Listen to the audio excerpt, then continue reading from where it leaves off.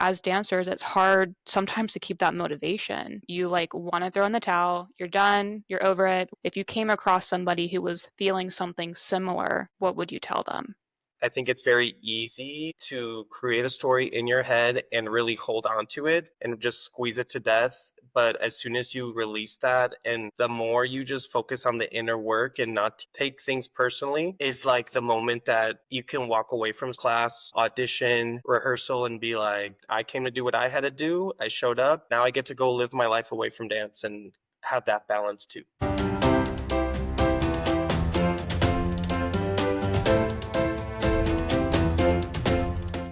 Hi, everyone. My name is Priscilla Piper, and welcome to the Decision to Dance podcast.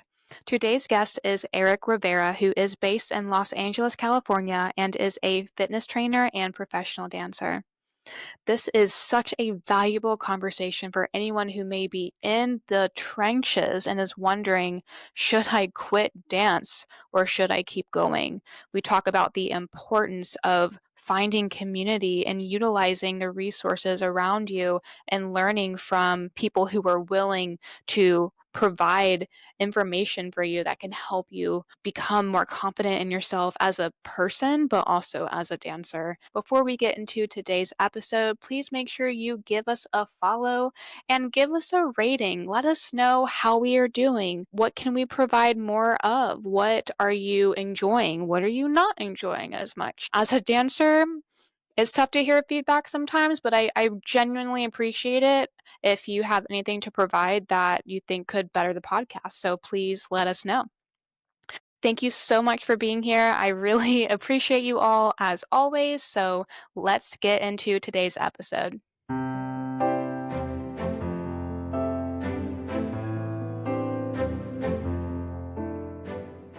Let's go ahead and just get started to the beginning.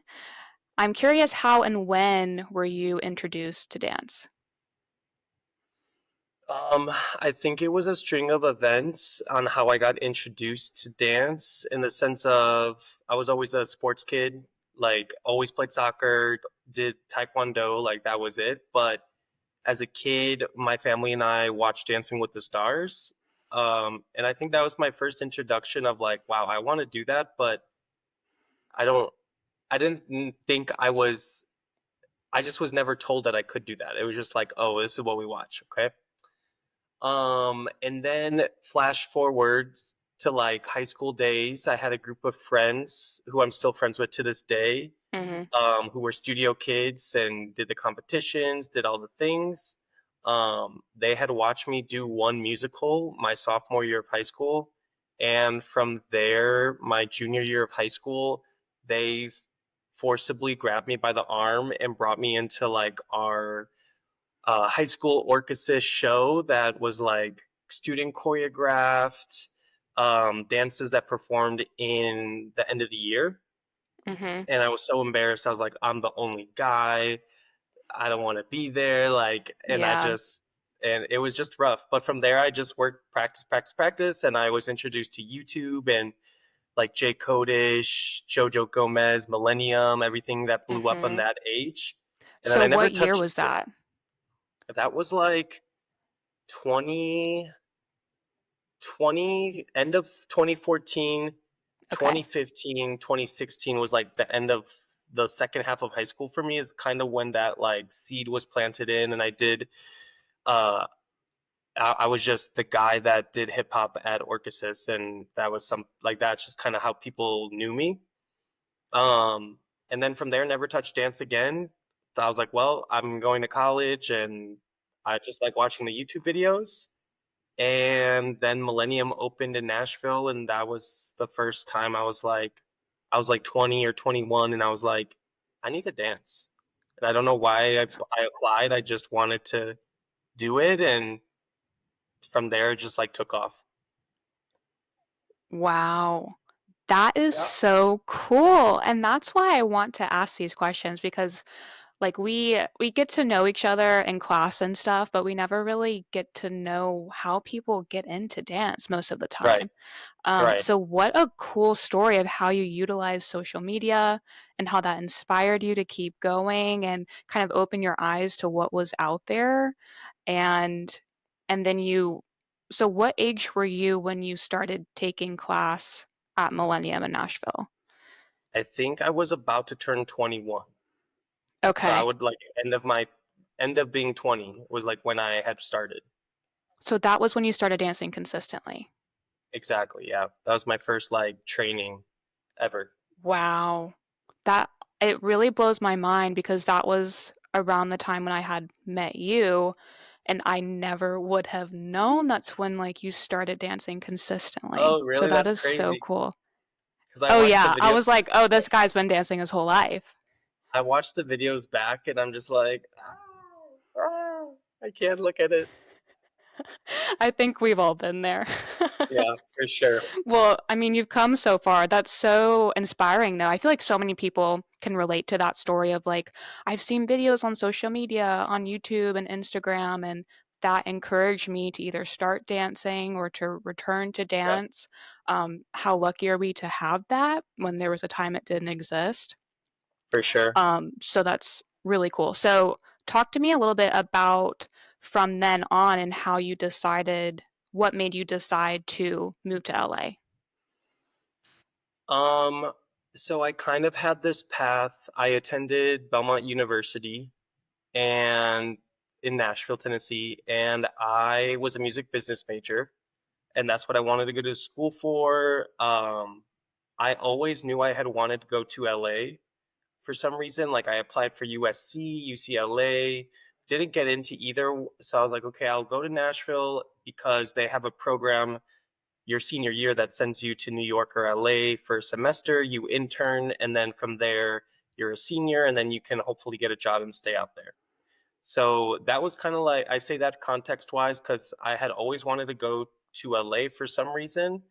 I don't really know why. I just always felt called to just go, especially entertainment wise. I definitely just had that calling of like, I want to do entertainment, I want to do music business, and I want to be in LA, um, or Miami at the time because I'm Mexican and I love Latin music and I just wanted to be in those industries.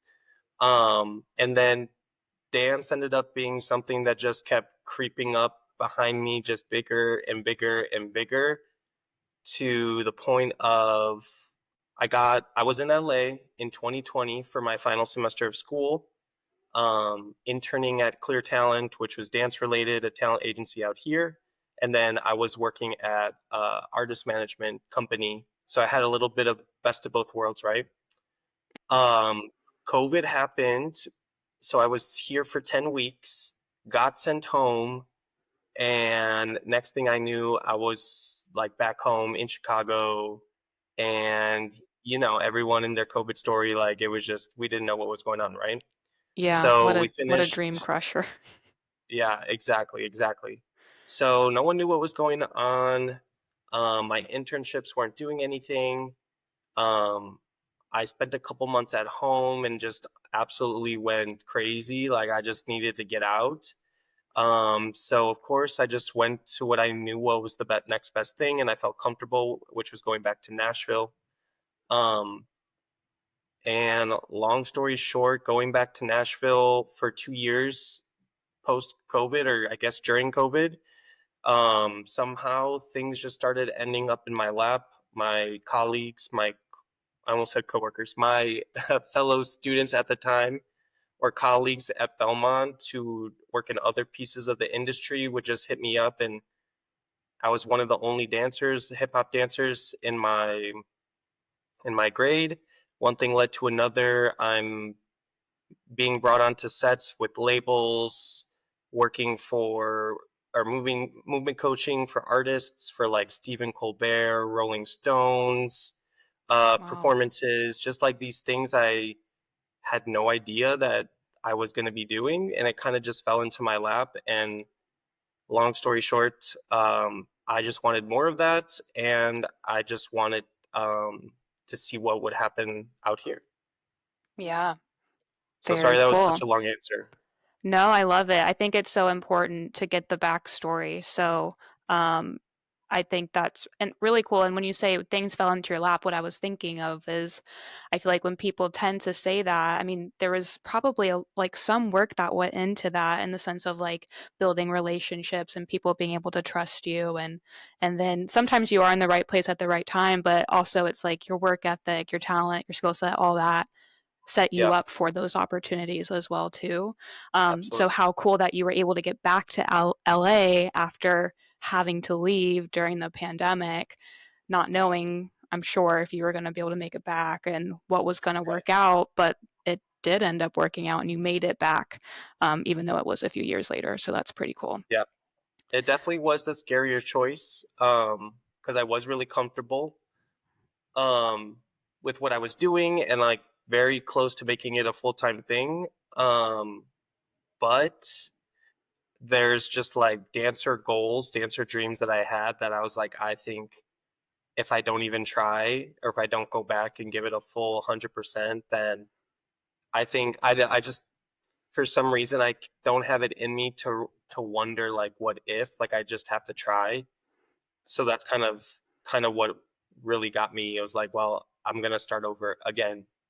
So Yeah, for sure. And that's a big decision to move that far away. Like we're Tennessee, Chicago, like is not close to LA. So that's like a big exactly, trek. yeah, yeah, it definitely comes with its downsides. When it comes to like all my family, friends, everyone is over there. You know. Yeah. I can relate to that feeling a little bit of like not wanting to have regret. Like I remember because I had returned to dance, I remember being like, I just cannot live with myself if I don't at least try to return Yeah, to dance and see what happens.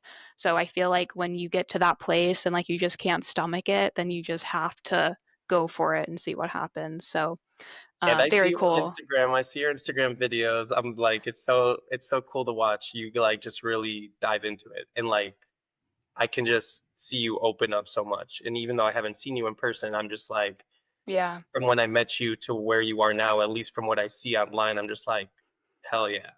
Yeah. Thank you. I appreciate that. I do feel like a completely different person. I don't know how people perceive me then. I mean, obviously I'm the same, but like just I don't know.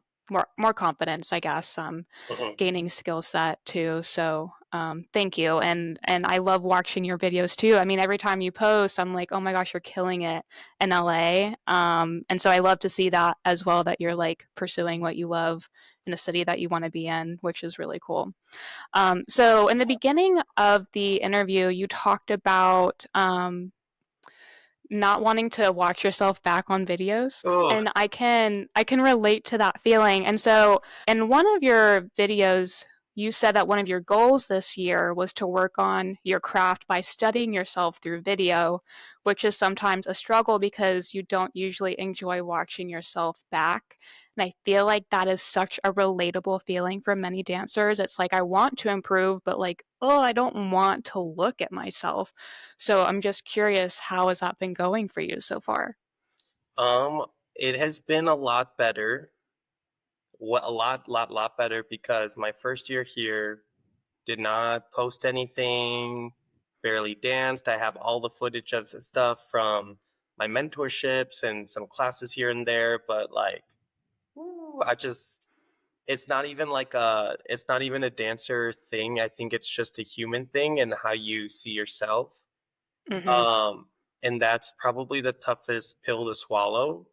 And I recently did the Breakthrough Bootcamp with Tia Rivera in November, Mm-hmm. which I'm not sure if you're familiar with her or her work. Yeah, I've seen her posts, and honestly, I feel inspired every time I see them. I'm like, you're you're saying what I need to hear. Yeah, no, and I can attest to like, and even though like that person, like I might be a little biased, like what you see on the social media of how she talks and coaches people, it's like it's genuine and it's real. And I think in LA that's really hard to find. And I've never had a teacher or let alone a mentor like that. So in our month this past November, it was she has hundreds of submissions. She only picks 25 every season, and even then, it's like that. Well, the scary part was she. I was the only guy that she had picked in my season, so I had walked into the room on day one, and I was like, okay, okay, okay. I just knew that that meant that there was no way I could blend in. Like I had Mm. to pull up, and I had to go to that next level. Yeah, there was And no hiding. getting back to your question, it's there is no hiding, and her as a mentor, it's tough love, it's honesty, but it's the most genuine feedback ever. Like figuratively being shown, like she'll bring the mirror to you figuratively, and she doesn't let you like leave the mirror until you like look at yourself. And it's a whole month of that, breaking down like why are we like that, what life things, how does this relate in your real life, not just your dance life. And from there, honestly, it's just been, I've just gotten a lot more confident with it, of watching myself back. I'm not gonna lie, I still cringe, but then I just like shake it off, remind myself like I'm studying myself, this is how we're gonna get better, so I can be aware of the things that I need to work on. And honestly, since November, I've been posting quite a bit, Mhm. which I'm proud of myself because I've never been. I'm not Yeah. really a poster. Like, Yeah, I feel like it was like once or twice a year for you. no, not you reading Or me. something like That's that. too No, real. but I mean, it was great every time you would post, but it was like, oh, the one this year from Eric or something. The So semi-annual when I one. was going through, I was like, oh, how cool! Like you really have been posting more this year. Yeah, and also too, just at industry in LA with branding yourself, presenting yourself, it really does matter. And I never wanted to accept that, and I was just like I don't really want to be this social media person, and I don't think I am per se, um but I think it's easier to come from a perspective of like this is a tool and this is helping me just like Mhm. put out into the world what I'm trying to do and just who I am as highlights, Mhm. And so Yeah. I look at it through that lens rather than like, oh, I'm this influencer and whatnot. And because I'm definitely not, but I think I had that fear of like what people would think if I started posting all the time, kind of Yeah. thing. Yes, I think that's relatable for sure. And I feel like because I have felt similarly of like, this is cringy. I don't want to be posting all the time. But I know it's good for me to put it out there, especially if I'm like proud of something. But also I can relate to that experience of like, when you understand your purpose for why you're posting, then I feel like it changes what you post and then you don't feel weird about it. Like you're like, this is for me to get booked or to share my love for dance or whatever it is. And it just starts to like make more sense than you see it as a tool, like you Yeah. said. Yeah. Very cool. I'm so glad that you are posting more. I mean, people love to see it too, whether you believe it or not. I mean, that's the case. So keep it up. And I can't wait to hear more about how that's going because it's hard for everybody. But I think once you are more consistent and watching yourself back, then you just get used to the things you don't like and you Right.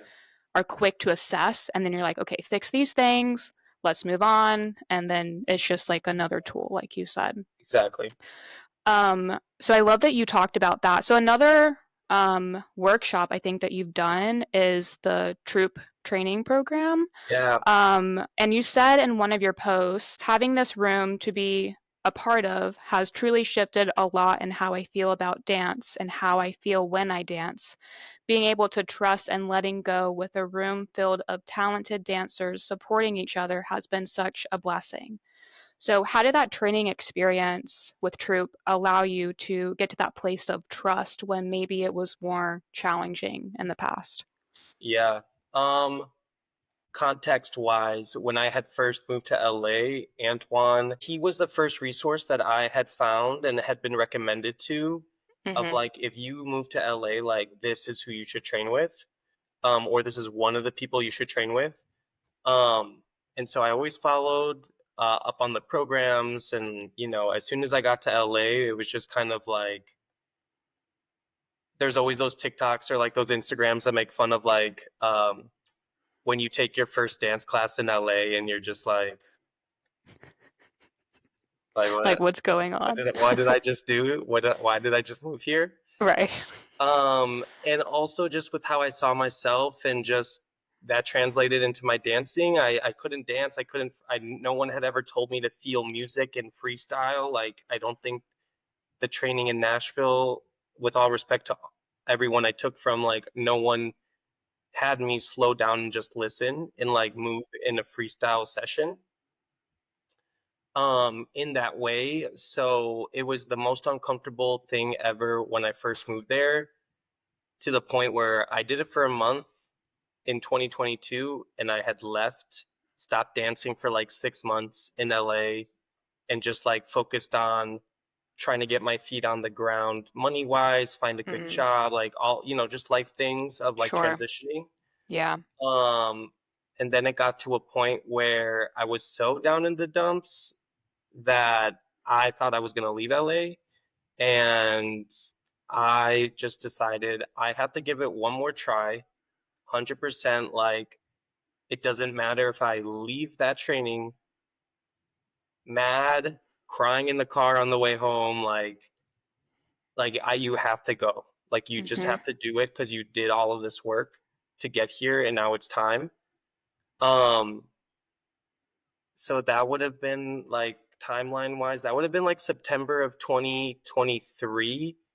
And I believe that post you're talking about was from the end of that year. Mhm. So from September to December, it was just like me just letting myself, like, just letting go, and like trusting that I'm supposed to do this. And from there, I started to be able to move. I was able to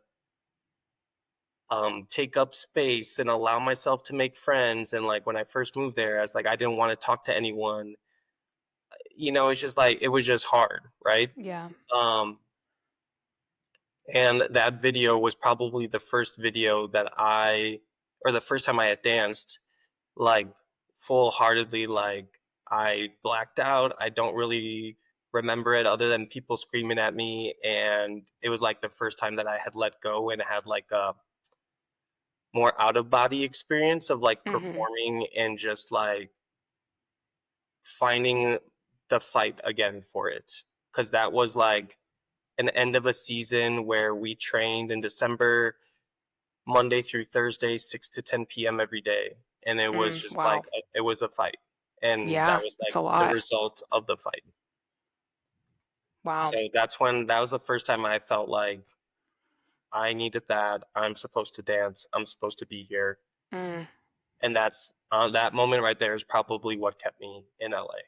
Yeah. Ooh, wow, how powerful. And sometimes it goes to show though, like you're in the trenches and you're like trying to just get out of Yeah. it. And sometimes it's your own decision to do it, but sometimes you make that right decision of getting into something that really can change your life and impact your life, and it did. And how great that you were able to take some time for yourself and kind of get your feet on the ground, like you said, and then return to dance and be a part of like an incredible, it sounds like supportive community, which allowed you to grow as a dancer as well. Yeah, exactly. And it also too, I think that was the first time in life where I just was like, I'm really not doing well. Like, being an adult post college, post COVID, it was just like, what's It's going on? tough. It's tough out there. Um, and it's just funny to see how that when how you are mentally, emotionally, translates into your dance. And it's just like, it's honestly kind of frustrating. It's annoying because it's like, okay, Big okay, time.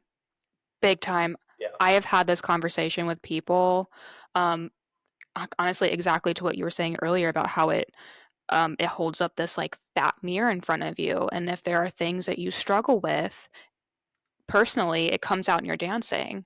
Yeah. And I've experienced that in so many ways, and it is frustrating because you just want to dance. You just want to do the thing that you love, and you don't want to have to deal with your personal life And you and feel that lost. negatively impact it. Yeah, your dance ability.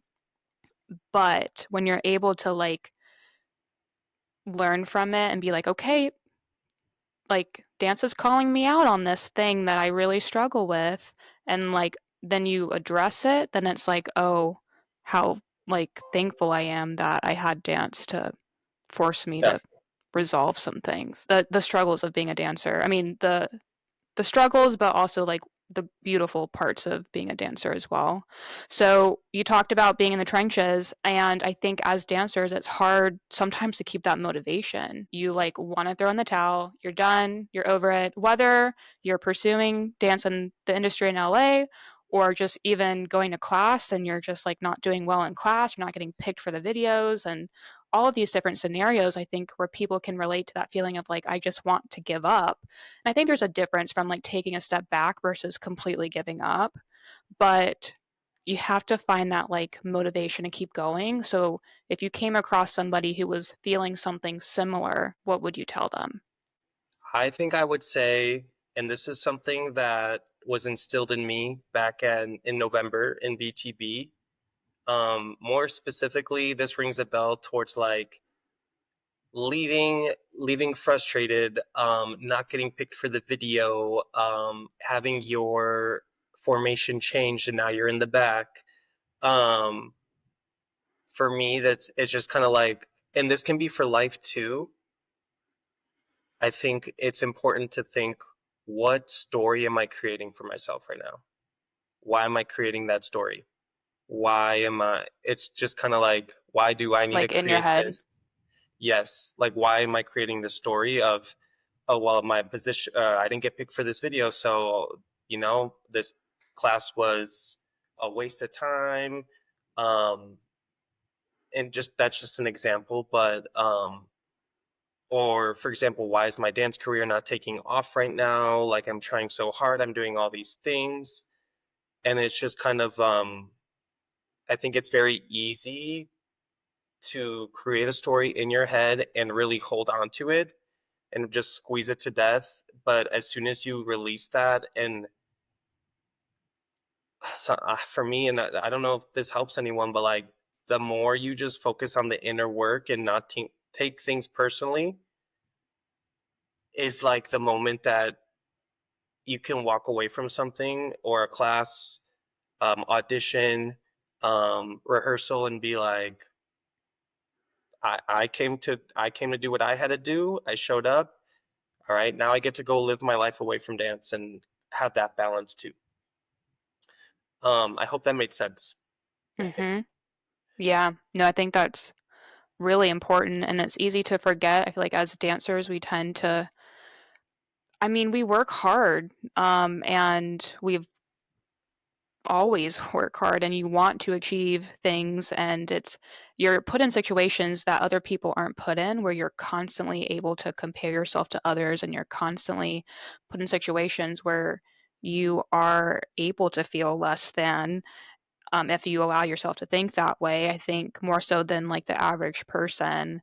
So it makes sense to start questioning yourself and creating narratives in your head.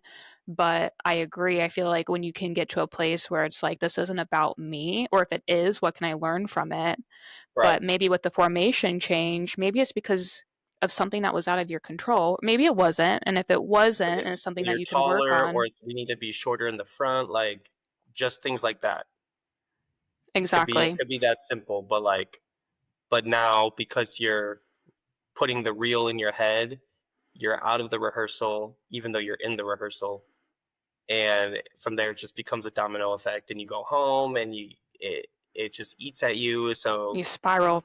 it's like the mindset and how you talk to yourself is so important, especially in this industry, whether you're in LA, Hmm. Nashville, like wherever you are, or if you're back home in Missouri and you are a competition kid. It's just like, I think I don't know. I just hope that I would love to be a teacher one day and really just kind of build that mindset for dancers. because that's what I'm Mhm. learning right now, and it's helped me significantly. Yeah, absolutely. Thank you for sharing that.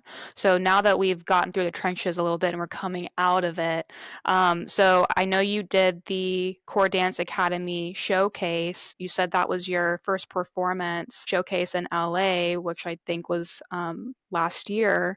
Can you talk about what that experience was like, especially because it was your first showcase in LA? Yeah. It was so fun. I had the best time, and I forgot what a stage felt like, and I don't remember the last time I had performed before then.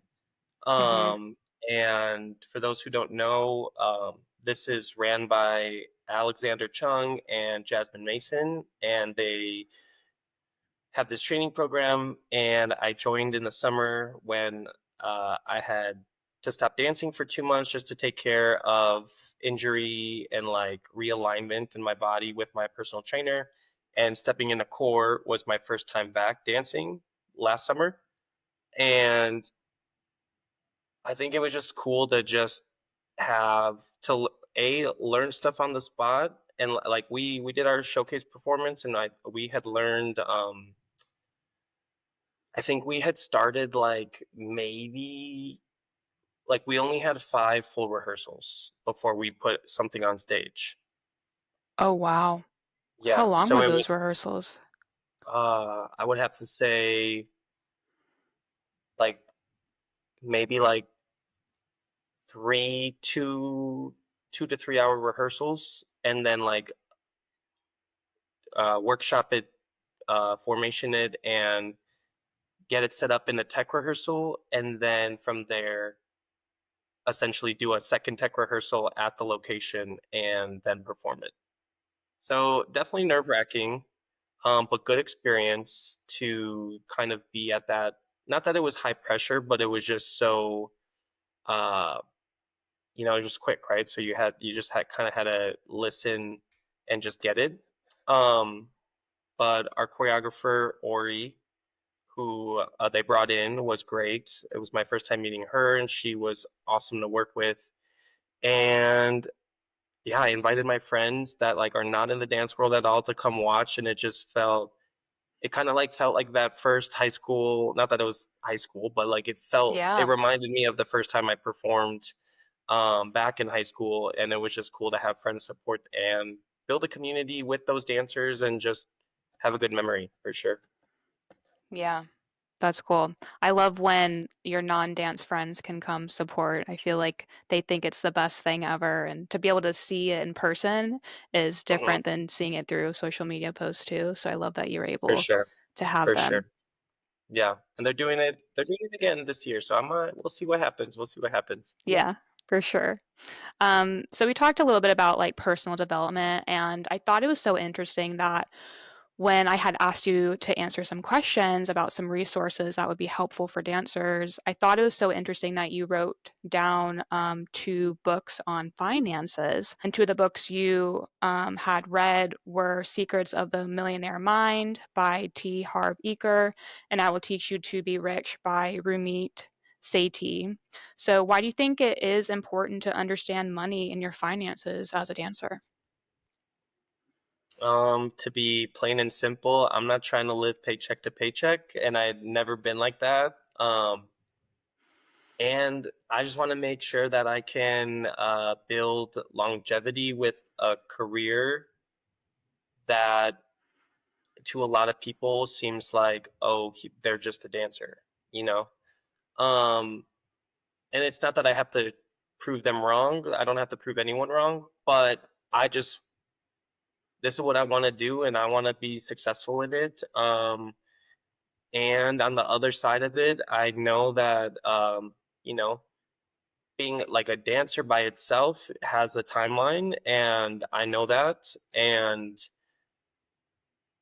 um, yeah, I'm just trying to build something for myself in the future. Honestly, I don't want to have to worry about the next job or the next this, the next that. I just, I come from a family. My dad's a immigrant from Mexico, and I just want to do better for my family and be able to give back to them, and that's kind of like my driving force of what I do. And what an important thing to be reminded of, because I feel like, well, as people, but as dancers, you can really get caught up in like your day to day and not be thinking about long term and how your money can help you in the long run. Because sometimes you're just so focused on class and all of that. And then it's like, well, you need money for other things at a later time in your life. So I think that's a conversation that more people need to be having in the dance world. And I know that people are having it, but I really appreciate you bringing, that conversation to light. Well, for sure, for sure. I mean, like I said, bringing it back to Tia, like that is someone who like really just hit it home of like you're not a dancer, you're an entrepreneur. So it's time to be knowledgeable and be able to execute in that way so that you can have the career you want and you can go see your family and you can just build the life you want. So Hmm. that's kind of how I get driven by it. Yeah, Yeah, I feel like, because I follow her and I see her posts, and I love when she's just so real about like, I've been able to do these things, and it's like, for me it's like affirmations to myself, like other people are doing this, so I can do this too. yeah, and that's the for me why I put down Secrets of the Millionaire Mind, because for that it's definitely like understanding your money scripts that you might have been raised with or that are embedded in you that you didn't even know was negative, and it just kind of helps you undo that, and just kind of change your, again, back to mindset, change your mindset of how your relationship is with money. Hmm. Absolutely. Thank you. Honestly, I can't wait to read it. I'm taking notes of Yeah, let me know what what you think. everyone's providing me, and I'm like, I'm gonna read it all, and it's gonna help Yes, me. let me know what you think. Yes, I will. Thank you. So I feel like ever since I've known you, I feel like you are just such a supportive person. I feel like you genuinely want the best for other people, and like you're always cheering people on, whether it's in class or in the comments, or just like the energy, I feel like is just like you just want the best for people. So I'm curious why that's so important to you. I think that if you want people to be supportive of you, it's just an energy exchange, right? Mhm. And it's not to say that I'm looking for validation from others. It's just genuine. Like in this industry, in life, you're not going to do stuff by yourself. And we have this technology, we have all these divisive things that really separate us. And I don't know. I just, I think I've realized that I just love building people up and I just love supporting. Um, and even in movement coaching, I just love watching someone grow and get confident and like really step into themselves. Um, and as a dancer, I just love being the one on the side, just like cheering for people I don't know, or I don't know, it just makes such a Mhm. difference in energy. And um, yeah, I would love the energy back, and I don't expect it back, but um, I don't know. I just love watching people do their thing, honestly. Yeah, I can relate to that too. I feel like it makes me happy when I see other people loving what they're doing and sharing that with other people, and I feel like that Yeah, fills me up, so I'm just gonna, like, give it back to them. So, right. keep supporting people, because I know everyone appreciates that about you, and it definitely, I feel like, makes a difference, when you're around people like that. So, thank you for being supportive of me and, everybody around as well. So I also saw that you had your ballroom debut. Can you talk about that a I little bit? Have you ever done ballroom dancing? have not. That's why it was so fun, because it was like one of those things, is like it doesn't, for me, it was just so cool to do because of watching Dancing with the Stars for so many years with my family, and I just always wanted to do that.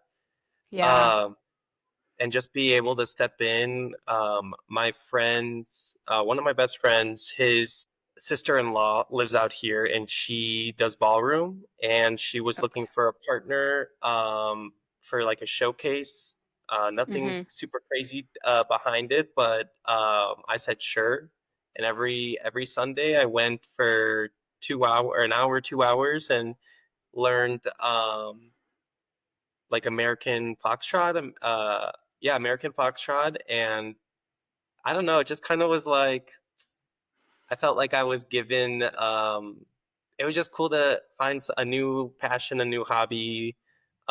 Whether it becomes a thing professionally or not, to me, it doesn't matter. It's just cool to. Mhm. Um, it's just cool to do it. Like I had fun with it. Mhm. Yeah.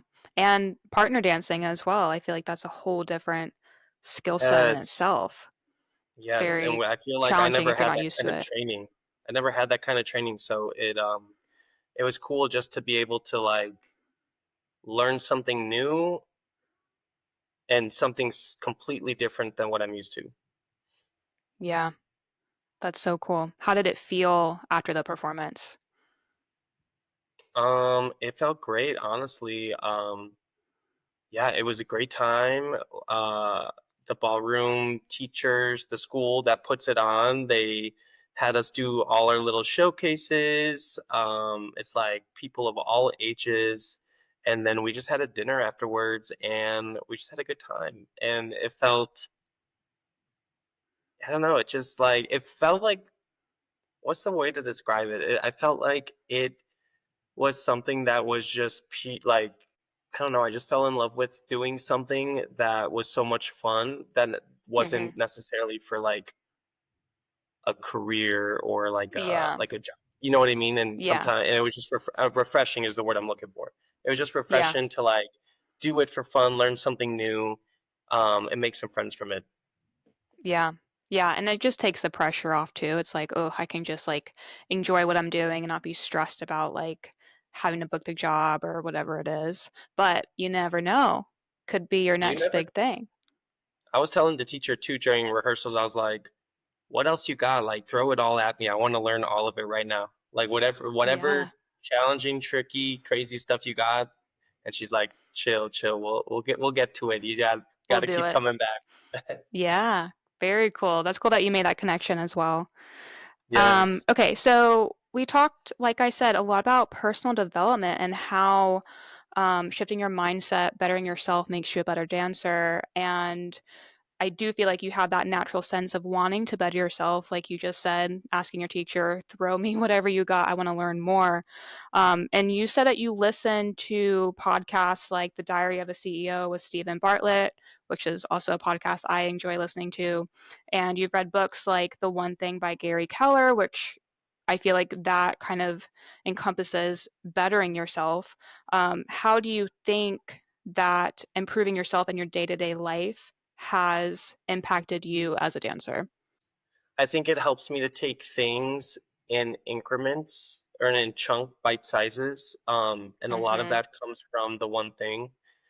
If Mhm. you're familiar with it and how you break stuff up into smaller tiny goals, and then that tiny goal leads up to bigger goals like a Mhm. weekly goal, monthly goal, quarterly goal, Yeah.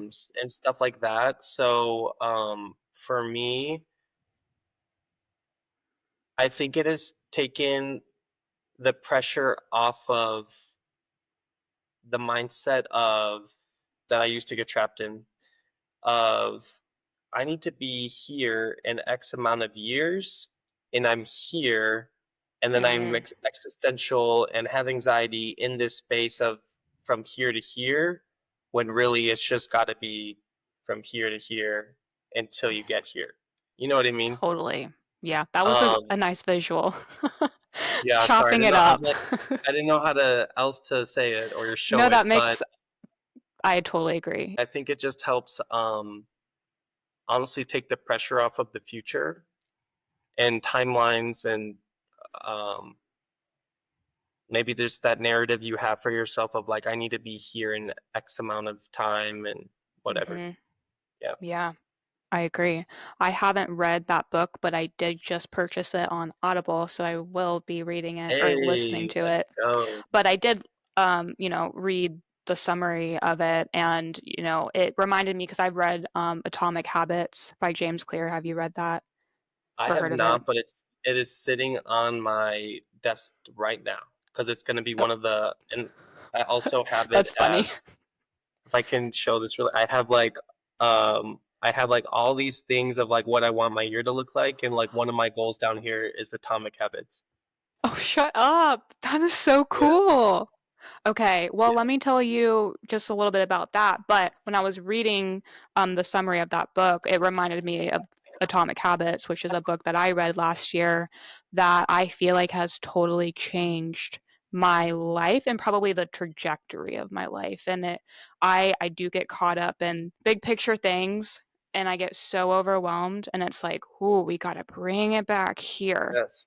Hmm. The one thing, what's the one thing we're going to focus on right now? And I did it from so many different things, like the food I was eating to making my bed in the morning, um, just all of these different things that I was struggling with. And I was just like, once I felt like I had a handle on something, it was like, okay, what's the next thing that we're going to add?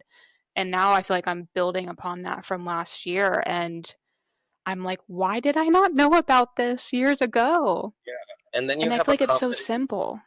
Exactly. And you have a confidence of just like trusting yourself that like you are progressing, which then like kind of comes back to you and just like, oh yeah, like I'm gonna be able to do this. Yeah, exactly. 100%. That's like the one book I read last year, but it was worth it because I feel like it changed a lot of things. So that's so Yes. funny. You'll have to read it now. I know it's up there. I gotta finish that. I gotta finish my finance book, and it's next. Okay. Prioritize the finance book. You got plenty of time in the year. Um, okay, so one of the last questions I always ask my guests, because this is the Decision to Dance podcast, Eric, why do you make the decision to dance? Oh, why do I make the decision to dance? Perspective one, I decide to dance because I just feel like when I move, nothing else really matters, and I just feel more at peace. And my second perspective is my decision to dance is um, trusting in God and a higher power that this is what I'm meant to do, and my calling is through this vehicle. Great answers. Thank you so much. Thank you for taking the time to listen to today's episode. I really enjoyed this one, and I feel like we got some good resources out of this conversation. And it was a nice reminder of like sometimes you do struggle and other people struggle too. It's not just me thinking about how I want to maybe throw in the towel and not keep going, because it does get hard. Being a dancer is hard, and you can get put in situations where you're constantly comparing yourself, and it really is up to the narrative that you tell yourself and the thoughts that you have that can make or break your experience as a dancer. If there was someone that came to mind where you've had conversations around how dance can really hold this mirror up in front of you and force you to work on things that you don't want to work on, or if you know somebody who has also been down in the dumps and they're just not sure if they're going to be able to come back out and keep going within dance, make sure to send this to them and give them a little bit of support. We definitely all can use it. And don't forget that you can follow us on Instagram at Decision to Dance Podcast. It's been so special to start something like this and have people get something out of it. So, thank you all for being here, and we will see you all in the next episode.